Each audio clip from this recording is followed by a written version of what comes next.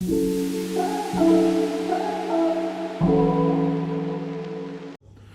नमस्कार। आज हम बात करने जा रहे हैं झज्जर और रोहतक डिस्ट्रिक्ट की। ये एकमात्र ऐसे जिले हैं जहां के कांग्रेसी नेता चौधरी भूपेंद्र सिंह हुड्डा और दीपेंद्र सिंह हुड्डा जी 24 घंटे इलेक्शन मोड में रहते हैं। अगर कभी भी देखा जाए या कभी भी बात की जाए तो चौधरी दीपेंद्र सिंह हुड्डा जी हमेशा आपको जनता के बीच में रहेंगे और उसी का परिणाम है कि लोग उन्हीं के इशारे पर चलते हैं और उनका पूरा वहां पर वर्चस्व है। लेकिन जो कांग्रेस को सबसे ज्यादा नुकसान पहुंचा है वो पहुंचा है सीटिंग और गेटिंग के फार्मूले ने। इसका कारण है वहां से ज्यादातर विधायकों से लोग नाराज थे और नाराज क्यों थे उसके एंटी कंबेंसी कह लीजिए या ये कह लीजिए कि बड़ा चेहरा है चौधरी भूपेंद्र सिंह हुड्डा और दीपेंद्र सिंह हुड्डा जी और ज्यादातर लोग उनसे ज्यादा डायरेक्ट जुड़ने का प्रयास करते हैं। विधायकों की कहीं ना कहीं औचित्य कम है और यही परिणाम इसके उल्ट विधायकों में भी है। विधायक भी कहीं ना कहीं इन्हीं दो नेताओं के पीछे खड़े दिखाई देते हैं और उसका परिणाम यह है कि लोग उनसे नाराज हैं।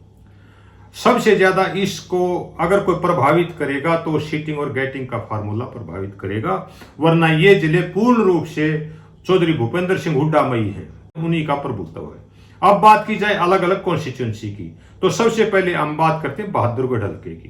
बहादुरगढ़ हल्का दिल्ली से सटा हुआ इलाका है और इसमें बीजेपी ने श्री नरेश कौशिक जी को अपना उम्मीदवार बनाया है। और मैं एक बात और बताता चलूं, तीनों ही उम्मीदवार कांग्रेस का भी और श्री नरेश कौशिक बीजेपी का भी और एक इंडिपेंडेंट राजेश जून एक ही गांव से है, लवा गांव से। और वहां पे जो है बहुत बड़ी खाप है दलाल खाप, उसके साथ जुड़ जाते हैं छिकारा और छिल्लर भी और एक बड़ा प्रभावी संगठन बन जाता है खापों का। और खापों ने एक विशेष उम्मीदवार को उतारा है, वो श्री रमेश दलाल जी जो काफी टाइम से सक्रिय है पॉलिटिक्स में और पॉलिटिक्स में ही नहीं समाज सेवी भी हैं।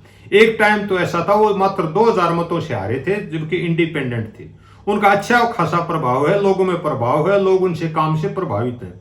अगर बात की जाए किसान आंदोलन की उसमें भी वो सक्रिय थे और बात की जाए अगर मुआवजे की तो उन्होंने 3 गुना मुआवजा किसानों को दिलाया था। यही प्रभाव है कि लोग उनसे बहुत ज्यादा प्रभावित हैं और वो ही मुख्य मुकाबले में हैं। अब बात की जाए उम्मीदवार वाइज, बीजेपी ने नरेश कौशिक जी को उतारा है, कांग्रेस ने राजेंद्र जून को उतारा है। राजेंद्र जून जी सक्रिय नहीं है हल्के में जबकि वो पहले एमएलए रह चुके हैं। नरेश कौशिक पहली बार आए, पहले उनके भाई वो थे एमएलए। अब राजेश जून जी वो भी एक समाज सेवी आदमी है, लवा गांव से आते हैं और उनका भी प्रभाव है। आईएनएलडी से शीला राठी जी हैं, आईएनएलडी के एमएलए थे, उनकी धर्मपत्नी है। और अब आम आदमी पार्टी ने भी कुलदीप छिकारा जी को उतारा है। परिणाम यह है कि सभी अच्छे प्रभाव रखते हैं, हर किसी की 20-25 हजार वोट आएंगी, जो भी उम्मीदवार 50,000 वोट ले गया वो विजयी होगा और ज्यादातर संभावनाएं श्री रमेश दलाल जी की हैं। अगर रमेश दलाल जी में और नरेश कौशिक जी में कांटे की टक्कर है, इन्हीं में से कोई बन सकता है या फिर थोड़ा बहुत राजेश जून भी मुकाबले में है। जहां तक बात की जाए कांग्रेस की, कांग्रेस यहां से नहीं सीट निकाल पाएगी और ये सीट या तो बीजेपी को जाएगी या इंडिपेंडेंट उम्मीदवार को जाएगी। अब बात करते हैं बादड़ी की। बादड़ी की सीट पर बीजेपी ने श्री ओपी धनखड़ जो कि एक मुख्य लीडर हैं बीजेपी के, उनको उतारा है। कांग्रेस ने श्री कुलदीप वत्स जी को उतारा है। कुलदीप वत्स जी सीटिंग एमएलए हैं लेकिन कहीं ना कहीं जनता उनसे नाराज है। कारण कोई भी हो, या तो उनका एंटी कंबेंसी कह लीजिए या कोई कई बार उनका जातिगत विवाद में भी वो पड़ते नजर आए हैं, तो वहां पर भी कांटे की टक्कर है। और एक इंडिपेंडेंट जो कि गुड़िया खाप ने उतारा है वो है श्री अजीत सिंह जी, जिनको जीते के नाम से भी जाना जाता है। गुड़िया खाप एक बड़ी खाप है जो कि बादड़ी से बिलोंग करते हैं, बादड़ी बड़ा गांव है और यही कारण है जितने भी वो वोट काटेंगे वो कुलदीप वत्स जी के काटेंगे, क्योंकि ये इंडिपेंडेंट जो है कांग्रेस के बागी हैं और ज्यादा संभावनाएं बीजेपी की सीट निकालने की है। लेकिन कांटे की टक्कर है। अगर टाइम पर श्री भूपेंद्र सिंह हुड्डा और श्री दीपेंद्र सिंह हुड्डा इस सीट को संभाल पाए तो ये कांग्रेस को जा सकती है, वरना आज की तारीख में ये सीट श्री ओपी धनखड़ जी को जा रही है। अब बात की जाए प्रॉपर झज्जर की। झज्जर से गीता भुक्कल जी जो कि कई बार की एमएलए भी हैं और शिक्षा मंत्री भी रही है, उनका अच्छा प्रभाव भी है, हुड्डा साहब के नजदीकी हैं। अगर बात की जाए कांग्रेस मैनिफेस्टो की, वो भी श्री भूपेंद्र सिंह हुड्डा ने जिम्मेवारी दी थी गीता भुक्कल जी को और उन्होंने ये मैनिफेस्टो तैयार किया है। जनता के इनसे प्रभावित है। बीजेपी ने श्री कप्तान सिंह बिरधाना को उतारा है, वो कोई ज्यादा प्रभाव दिखा नहीं पा रहे हैं। आम आदमी पार्टी ने महेंद्र दहिया को उतारा है। ये क्लियर तौर से ये सीट कांग्रेस को जाएगी और गीता भुक्कल जी इसमें विजयी होंगी। अब बात करते हैं बेरी की।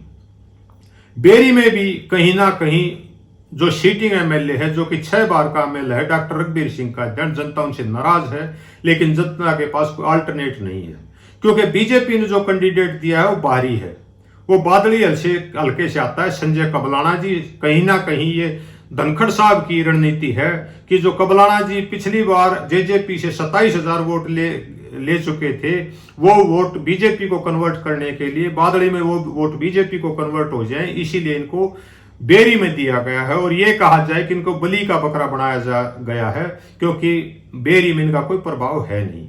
वहां पर एक इंडिपेंडेंट कैंडिडेट है श्री अमित अहलावत जी।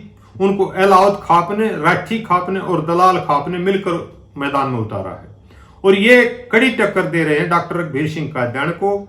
लेकिन इसके बावजूद भी मुझे बढ़ते हुए डॉक्टर रघुबीर सिंह का अध्ययन ही दिखाई दे रहे हैं, क्योंकि जनता के पास कोई अल्टरनेट नहीं है। ये तो बात थी झज्जर डिस्ट्रिक्ट की। अब बात की जाए रोहतक की। रोहतक पूर्ण रूप से कहूंगा श्री भूपेंद्र सिंह हुड्डा के कंट्रोल में है। इस जिले में जिसको वो चाहे जिता सकते हैं, जिसको वो चाहे हरा सकते हैं। पूर्ण रूप से भूपेंद्र सिंह हुड्डा और दीपेंद्र सिंह हुड्डा के कंट्रोल में है। अब बात करते हैं रोहतक की। रोहतक, इनमें कांग्रेस के श्री बीबी बत्रा है और बीजेपी के मनीष ग्रोवर जी हैं। दोनों में कांटे की टक्कर है।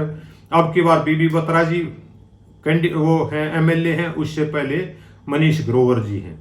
अगर ये कहा जाए धनखड़ के बाद मनीष ग्रोवर का ही रोहतक में नाम आता था, वही अपने आप को मुख्यमंत्री समझते थे, तो अतिशयोक्ति नहीं होगी।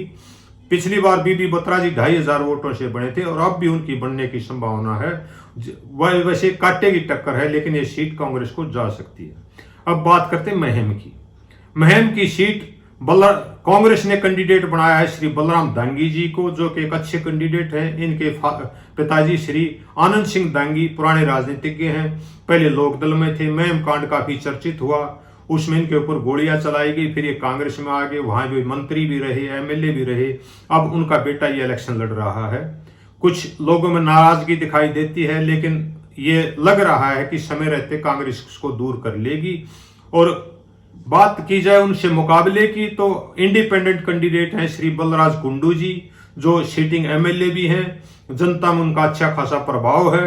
अगर बात की जाए बसों की, उन्होंने बसें चलाई हैं गांव से रोहतक तक, जो कि लड़कियों को लेकर जाएंगी और लेकर आती हैं। इससे ये फायदा है कि लड़कियां पढ़ी लिखी होती जा रही हैं उस हल्के में, और इसी प्रभाव के चलते लोग उनसे प्रभावित हैं और उनको भी वोट करते हैं। बीजेपी ने दीपक हुड्डा जी को उतारकर फॉर्मेलिटी पूरी की है, ये मैदान में नहीं है। राधा अहलावत भी मैदान में है, जो कि श्री शमशेर सिंह खड़कड़ा की पत्नी है। वो बीजेपी में थे, बीजेपी ने टिकट नहीं दी, इसलिए नाराज होकर उसने अपनी पत्नी श्री राधा अहलावत जी को मैदान में उतारा है। वो भी 10-15 हजार वोट जरूर लेंगी, लेकिन वो मुकाबले में नहीं है। अब बात की जाए कलोई की। कलोई का कोई सर्वे देना या ना देना बेमानी होगी, क्योंकि वहां चौधरी भूपेंद्र सिंह हुड्डा की क्लियर जीत है और उनके मुकाबले में कोई भी कैंडिडेट नहीं है, तो उस पर ज्यादा बात करने की कोई जरूरत भी नहीं है। अब आते हैं कलानौर पर। कलानौर ने श्रीमती शकुंतला खट्टक को कांग्रेस का उम्मीदवार बनाया है। वो अब भी एमएलए हैं और पूर्ण रूप से श्री भूपेंद्र सिंह हुड्डा जी पर डिपेंड करती हैं, और भूपेंद्र सिंह हुड्डा जी का उनको पूर्ण रूप से आशीर्वाद है। उनके मुकाबले में बीजेपी की रेणु डावड़ा जी हैं, वो भी अच्छी कैंडिडेट हैं। मुकाबला कड़ा है, लेकिन भूपेंद्र सिंह हुड्डा जी के आशीर्वाद से श्रीमती शकुंतला खट्टक जी इस लड़ाई को जीत लेंगी। ये था रोहतक और झज्जर का विश्लेषण चुनाव का। ये पूर्ण रूप से श्री भूपेंद्र सिंह हुड्डा और दीपेंद्र सिंह हुड्डा पर डिपेंड करता है, वो किसे जिताना चाहते हैं और किसे हराना। मेरे हिसाब से कौन कहां से जीत सकता है, उसमें रोहतक से श्री बीबी बत्रा जी की जीत निश्चित है। महम से श्री बलराम डांगी जी की जीत निश्चित है। कलोई से भूपेंद्र सिंह हुड्डा जी निर्विवाद हैं।